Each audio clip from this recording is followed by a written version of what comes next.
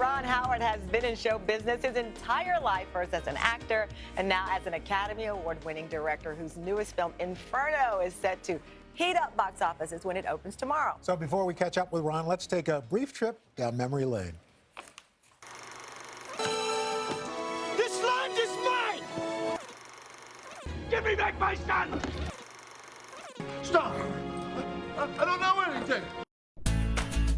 Academy Award-winning director Ron Howard's films have racked up over $1 billion at the box office over the past 3 decades. She's a mermaid.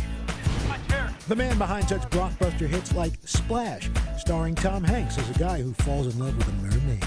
It's hard to know who to trust. And Cocoon, where seniors get a new lease on life after taking a plunge into alien waters. Look at him! That's my brother! Even taking on day-to-day emergencies faced head-on by firefighters. Houston, we have a problem. And real-life adventures into space, collaborating once again with Hanks as part of the Apollo 13 crew. Howard began his love affair with Hollywood as a child actor, playing lovable kid Opie in the 1960s classic, The Andy Griffith Show. What are you doing? I was holding my breath. Ron grew up to be a pop culture icon. You're the greatest, Fonz. As Richie Cunningham on Happy Days, that made its way to television in the 70s. Since then, more than 20 of Howard's films have hit the big screen, including 2 thrillers based on the best-selling books written by Dan Brown. Now, Howard Hanks duo back in action as Professor Robert Langdon suits up again in Inferno. You can keep asking me these questions, lady, but I'm not going to know the answer. We've got questions, and you're going to answer them, Ron Howard. Thank you so much for being here. Well, that was flattering. Thank you for that. Well, you know, it's 10 years since the original. Now you're the 3rd installment. Do they get easier as they go along, or do you find like you've set a bar, you've got to go over that? Well, these are challenging movies, and while Tom and Brian Grazer, my producing partner at Imagine, and I have worked on all of them, we're not under contract to do them. In fact, Lost Symbol came along, and we thought it was a great book. But we didn't ever reach a point where we thought the adaptation was something fresh, exciting, that would help us grow as artists while we're, sharing something fun with the movie. So when Inferno came along, we thought, this is great. This is great. It uses the Robert Langdon chasing through the clue path. It does all the stuff people really love, but it's more modern. It's edgier. It's a little more dangerous. I mean, around Halloween, there are even some of those Dante hellish images, that happen to fall into place creatively. So it was fun for us. It was intense. I mean, that I won't give anything away, but just my heart was right with the popcorn. I was like, we have given you popcorn because you love watching movies, I guess, with popcorn. I do, of course. But it's so intense. Yeah, well, thank you. I mean, I felt the audiences, test audiences, and now it's already been released in overseas, are telling us that it's the most suspenseful of all of them. And I think a lot of it has to do with the fact that this time Tom Hanks, Robert Langdon, is really a part of the mystery. He doesn't quite know where he fits in. He's had an injury. He can't trust his memory.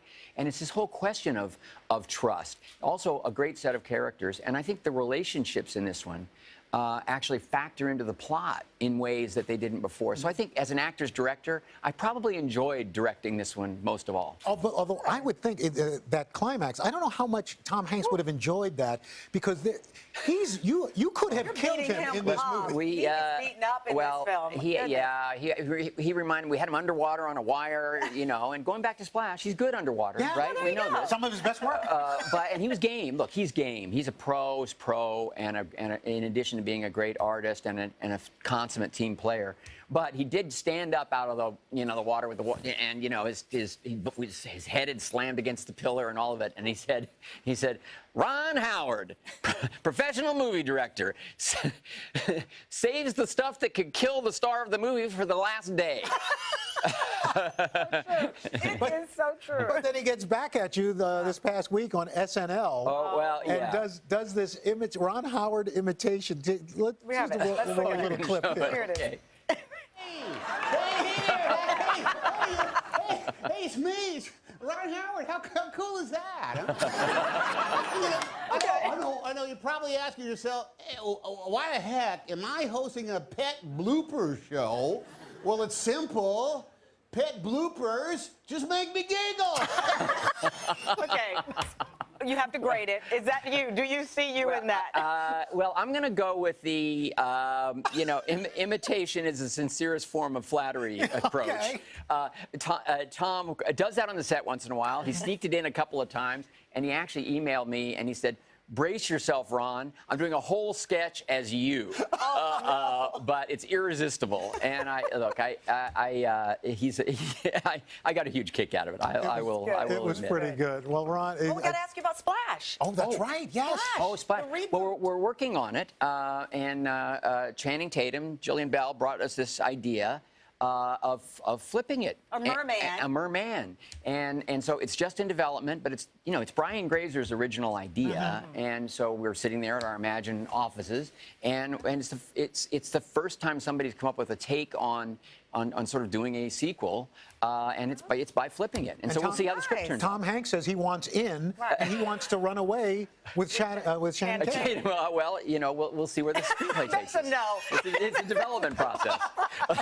Ron Howard, thank you so much. Inferno hitting theaters tomorrow. Hello, Today fans. Thanks for checking out our YouTube channel. Subscribe by clicking that button down there, and click on any of the videos over here to watch the latest interviews, show highlights, and digital exclusives.